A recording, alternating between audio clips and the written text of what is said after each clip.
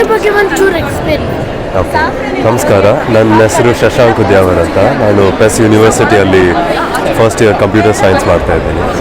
ಇವಾಗ ನಾವು ಸೆಟ್ಸ್ ಬಗ್ಗೆ ನೋಡೋಣ. ಓಕೆ, ನಿಮಗೆ ಸೆಟ್ ಅಂದರೆ ಏನು ಅರ್ಥ ಆಗುತ್ತೆ? ಸೆಟ್ ಮ್ಯಾಥ್ಸಲ್ಲಿ ಜನರಲ್ ಆಗಿ ಸೆಟ್ ಅಂದರೆ ಏನು? ಒಂದು set of books, set of clothes ಅಂದರೆ ಏನು? ಒಂದು ಗುಂಪು. ಸೆಟ್ ಅಂದರೆ ಒಂದು ಗುಂಪು. ಯಾವುದ್ರದ್ದು ಗುಂಪು? ಸೇಮ್ ಎಲಿಮೆಂಟ್ಸ್ ಅಂತ ಹೇಳ್ತಾರೆ. ಸೇಮ್ ಎಲಿಮೆಂಟ್ಸ್ ಅಂದರೆ ಸೇಮ್ ಟೈಪ್ ಆಫ್ ಥಿಂಗ್ಸ್. ಇವಾಗ ಇದು ವೈಟ್ ಸ್ಟೋನ್ಸ್, ಇವರೆಲ್ಲ ವೈಟ್ ಕಲರ್ ಇದೆ ಅಲ್ವಾ, ಸೊ ಸೇಮ್ ಎಲಿಮೆಂಟ್ಸ್. ಆ ಥರನೇ ಇಲ್ಲಿ ಬ್ಲ್ಯಾಕ್ ಸ್ಟೋನ್ಸ್ ಇದೆ, ಇದೊಂದು ಸೆಟ್. ಇದು ನೋಡೊಂದು ಸೆಟ್ ಗ್ರೀನ್ ಸ್ಟೋನ್ಸ್ ತಾನೆ. ಇದು ಸೆಟ್ ಎ ಅಂತ ನಾವು ಹೇಳೋಣ. This is set B. Okay, ಇವಾಗ ಸೆಟ್ಟಲ್ಲಿ ಯೂನಿಯನ್ ಮತ್ತು ಇಂಟರ್ಸೆಕ್ಷನ್ ಎರಡು ಕಾನ್ಸೆಪ್ಟ್ಸ್ ಇದೆ. ಯೂನಿಯನ್ ನೋಡೋಣ. ಇವಾಗ ಇದೊಂದು ಕ್ಲಾಸ್ ರೂಮ್ ಅಂತ ತಿಳಿಸ್ಕೊಳ್ಳಿ. ಓಕೆ, ಈ ಕ್ಲಾಸ್ ರೂಮಲ್ಲಿ ಇವರೆಲ್ಲ ಸ್ಟೂಡೆಂಟ್ಸು.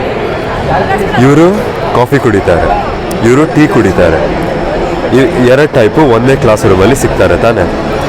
ಇದಕ್ಕೆ ಯೂನಿಯನ್ ಅಂತ ಕರೀತಾರೆ.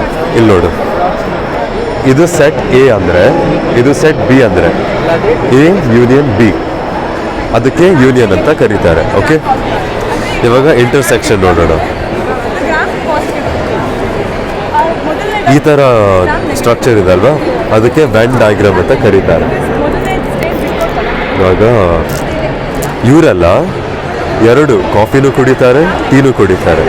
ಅವರೆಲ್ಲ ಇಲ್ಲಿ ಮಧ್ಯೆಗೆ ಹೋಗ್ತಾರೆ. They go in the middle. So this is called intersection. Okay, ಅವರು ಸೆಟ್ ಎ ಅಲ್ಲೂ ಬರ್ಬೋದು, ಸೆಟ್ ಬಿ ಅಲ್ಲೂ ಬರ್ಬೋದು. ಯಾಕಂದರೆ ಅವರು ಎರಡು ಕಾಫಿನೂ ಕುಡಿತಾರೆ, ಟೀನೂ ಕುಡಿತಾರೆ. ಆ ಥರನೇ ಒಂದು ಸ್ವಲ್ಪ ಎಕ್ಸಾಂಪಲ್ಸ್ ಮಾಡೋಣ. ಇದು 1 2 3 ಅಂತ ಇದ್ರೆ ಸೆಟ್ ಎ, ಸೆಟ್ ಬಿ 1 2 ಅಂತ ಇದ್ರೆ ಕಾಮನ್ ನಂಬರ್ಸ್ ಯಾವುದು? 1 2 ತಾನೆ. 1 2 ಇಲ್ಲಿ ಬರುತ್ತೆ, ಅದು ಇಲ್ಲೂ ಹೋಗ್ಬೋದು, ಇಲ್ಲೂ ಹೋಗ್ಬೋದು. ಅದಕ್ಕೆ ಇಂಟರ್ಸೆಕ್ಷನ್ ಅಂತ ಹೇಳ್ತಾರೆ. ಓಕೆ, ಇದು 3 4 5 ಇದ್ರೆ, ಇದು 1 2 ಇದ್ರೆ ಕಾಮನ್ ಎಲಿಮೆಂಟ್ಸ್ ಯಾವುದು? ಯಾವುದಿಲ್ಲ ತಾನೆ.